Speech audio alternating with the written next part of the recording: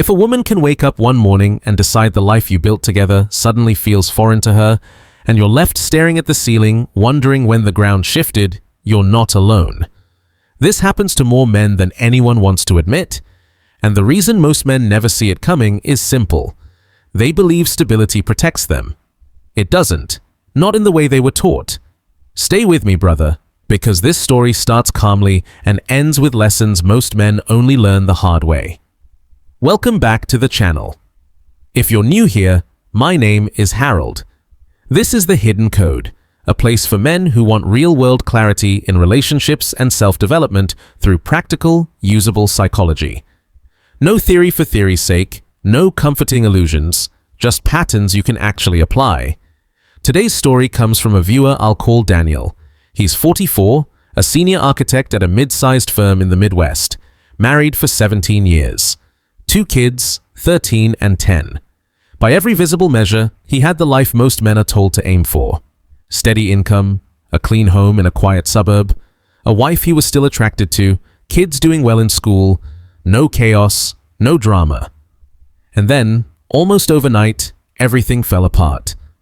Daniel wrote, "I'm sharing this because I keep seeing men walk into the same trap. They think it can't happen to them. I thought that too. I was wrong." That line alone should make you uneasy because this story almost always begins exactly like that. Daniel met Anna when they were both 26. She worked in marketing at a fast-growing tech company. He was finishing grad school, long hours, big ambitions. They met at a friend's backyard cookout and bonded over hiking trails and obscure documentaries no one else wanted to sit through. She stood out, not because she tried to, but because she didn't need to. Athletic, stylish without effort, the kind of woman other women quietly compared themselves to. But what truly pulled Daniel in wasn't her appearance. It was her grounded nature. She wasn't glued to social media. She didn't chase attention. She didn't need constant reassurance. She felt solid. At least, that's how it seemed then. They married at 28, first child at 30, second at 33. Anna stepped back from full-time work to focus on the kids, keeping one foot in the professional world through freelance projects. Daniel's career moved steadily upward. Promotions, recognition, eventually partnership. Life settled into a rhythm. Date nights, family trips, quiet evenings after the kids went to sleep. Daniel described it as comfortable.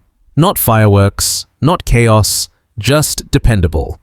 The kind of love people call mature. What Daniel didn't realize was that while he believed the storm had passed, it was actually forming somewhere he couldn't see, inside Anna's mind. As she moved into her late 30s, the changes were subtle enough to ignore. She started going to the gym more. 4 days a week became 6, then 7. New workout clothes, brighter, tighter, showing more skin. Daniel assumed she was just taking better care of herself. That's what good husbands are expected to think. Then her phone habits changed. Fitness accounts, life coaches, quotes about rediscovering yourself, not settling, choosing yourself. He'd glance over and see lines about cages you didn't know you were living in. He didn't feel threatened, he felt confused. Then came the mirror moments. Anna would stand there, criticizing herself, crow's feet, neck, arms. She'd ask Daniel if he noticed, he'd say she looked great. She'd snap back that he wasn't really looking. That moment should have carried more weight than it did. Daniel assumed this was just aging anxiety, normal, common stuff. What he didn't understand was that this wasn't self-improvement. It was self-measurement. And the measuring stick had changed. He didn't know yet that comfort, planted in the wrong psychological soil, doesn't grow loyalty. It grows restlessness. And once that takes root, everything starts to shift. Before we go further, brother, if any of this already feels familiar, drop a comment with one word: aware. Sometimes naming the pattern is the first step toward protecting yourself. And if you want more unfiltered breakdowns like this, real stories, psychology, real-world dynamics, subscribe and join a growing community of men who choose awareness over denial and growth over comfort. Because what looks stable on the outside can be quietly cracking underneath. And the next turn in this story is where most men realize it far too late. What Daniel didn't understand at the time was that Anna wasn't just changing habits, she was changing reference points. And when someone changes how they measure their own worth, everything downstream shifts with it. Around her 40th birthday, Anna started talking about feeling invisible. Not dramatically, almost casually. She mentioned how waiters didn't flirt anymore, how men held doors for younger women but barely made eye contact with her. She'd point out women in their 20s and say, "I used to look like that," with a strange mix of nostalgia and bitterness. Daniel brushed it off. He told himself this was normal. Midlife reflection, aging thoughts. He didn't realize those comments weren't observations. They were warnings. For her birthday, Daniel planned what any thoughtful husband would. A luxury hotel, spa treatments, great food, time away from the kids. On paper, it was perfect. In reality, Anna was elsewhere the entire weekend, smiling but distant, laughing but distracted. Half her attention stayed on her phone. That's when Daniel noticed something else. She had started posting more. Gym selfies, cafe photos, carefully angled shots with captions about new chapters and self-love. The responses came fast, mostly from women, but also from men Daniel didn't recognize. Flame emojis, compliments.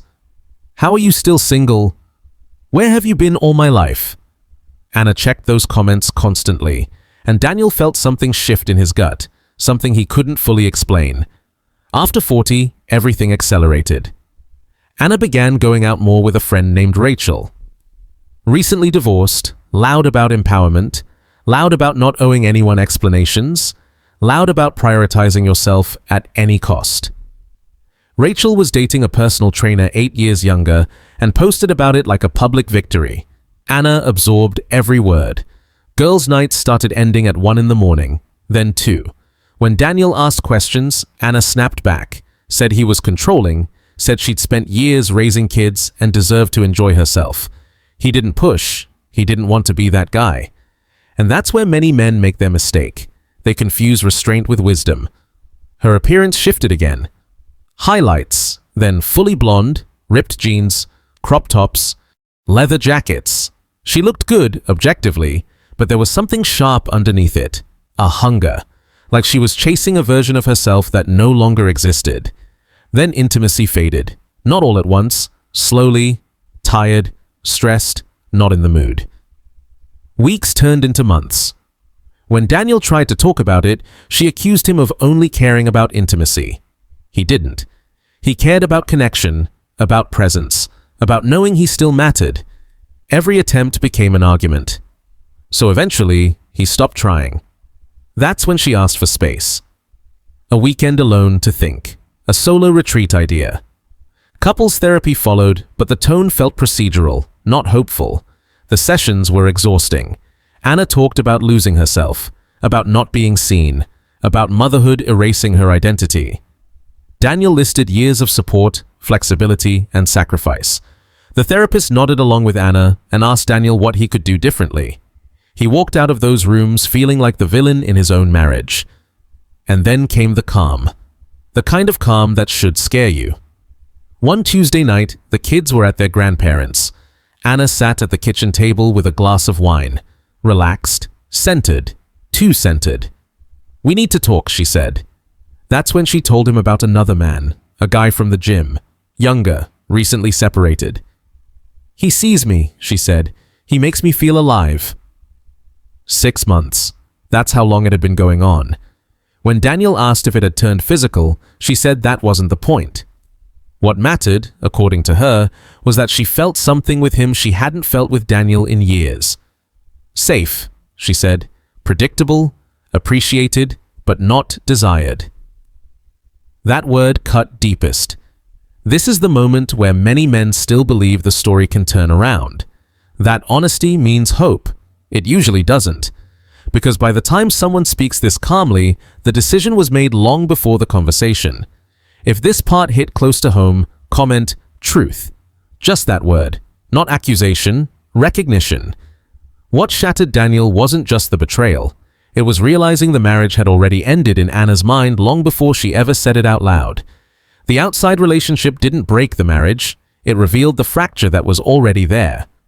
Over the next few days, details surfaced in fragments. Late-night messages, coffee meetups during workdays, long conversations that slowly crossed boundaries. Yes, it became physical, more than once. No, she wasn't sure she loved the other man, but she was sure she didn't love Daniel the way she used to. She told him he was safe, reliable, predictable. She appreciated everything he had done. And then she said the sentence that quietly ends many marriages. Appreciation isn't attraction. Anna reframed her entire adult life as a cage, girlfriend, wife, mother, roles that, according to her, erased her identity. She wanted to know what it felt like to be wanted for herself, not for what she provided. When Daniel asked about the kids, she said they would adjust. Kids are resilient. Better this, she said, than growing up in a marriage that was empty inside. That's how these stories are usually told. Clean, logical, almost noble. Within a month, she moved out. A downtown apartment, a new routine. The kids split time, confused and angry. Their daughter barely spoke to her for weeks. Later, Daniel found out through mutual friends that the gym guy wasn't the first, just the one that lasted. Her divorced friends had encouraged her the entire time, framing it as freedom, a glow-up, a rebirth. Her social media became a highlight reel. Restaurants, concerts, weekend trips, captions about choosing happiness and living authentically. The comments were overwhelmingly supportive, mostly from women. So proud of you. You deserve this.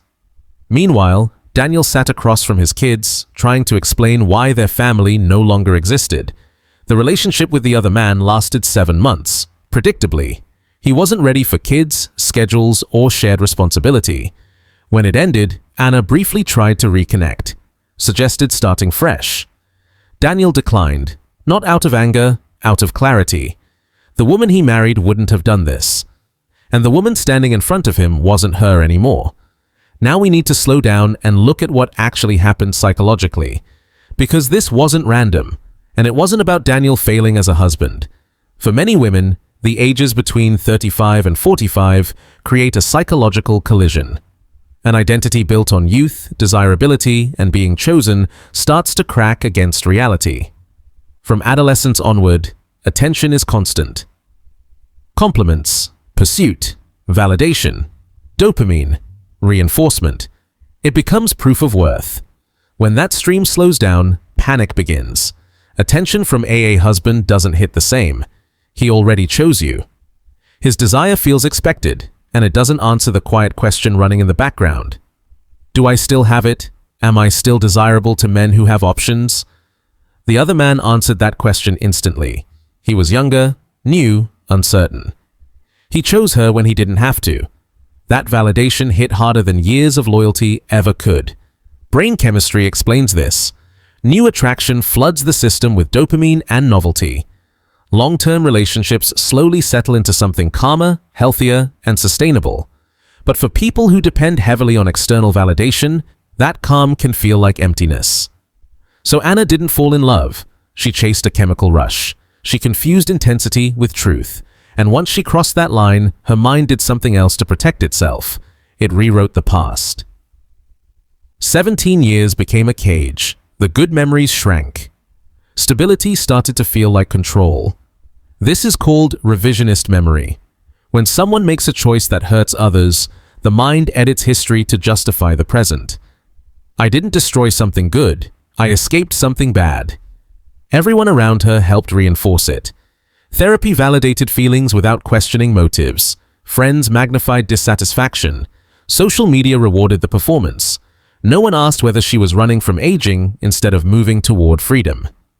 Daniel couldn't compete with novelty. He couldn't outpace dopamine or insecurity.